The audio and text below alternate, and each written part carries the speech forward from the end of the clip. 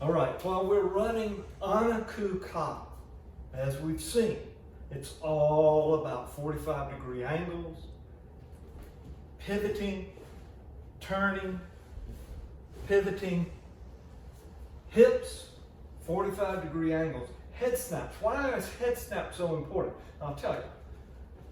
Like in the beginning of the kata, a head snap to the 45, that tells my body how to line up. Because my head and eyes are on the 45, so I just get my body underneath it, and then I'm on the 45.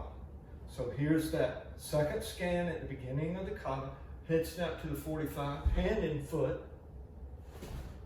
But if I don't head snap, I might not get that 45-degree angle right. Head snap, very important. Now, let's talk about the two scans in the beginning that are in a cat stance. It's important that on these scans, the hips are forward, okay? As opposed to the hip turned away.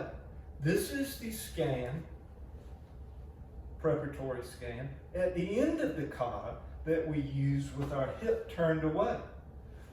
The first two cat stance double shuto scans, my hip is facing forward. Now, why? At the beginning of the kata, morote, shuto, cat stance, hip square.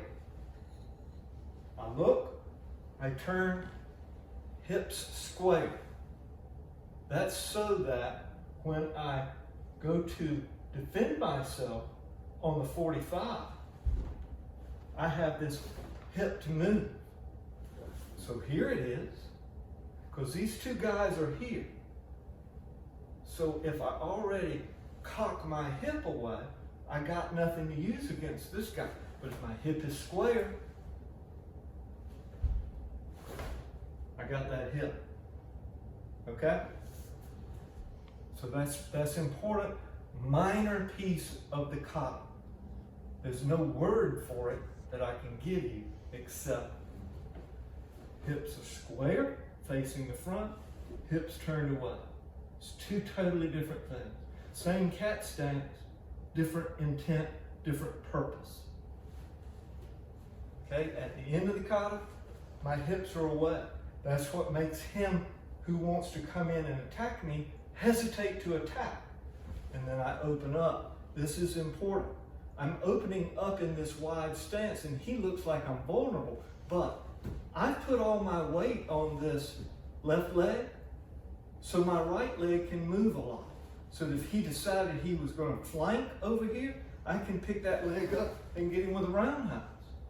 If he somehow does something else, I can do a sweep kick, all without moving my torso. Check it out. So if my weight's evenly distributed and I'm going to kick, I have to shift and kick. Because I can't pick this right leg up if my weight's evenly distributed. As soon as I pick it up, I have to shift and pick it up. But if I set myself up, I'm already weighted on my left leg. The right leg can pick up and kick without moving my body. Check it out from the side. Much better than if my weight's evenly distributed and I'm going to kick, I have to shift to kick. That's a millisecond you might not have, which is why I can catch him coming in as he rushes in. Bang! He runs into my foot, collapses over, throws that dying punch, I parry it, and punch him out.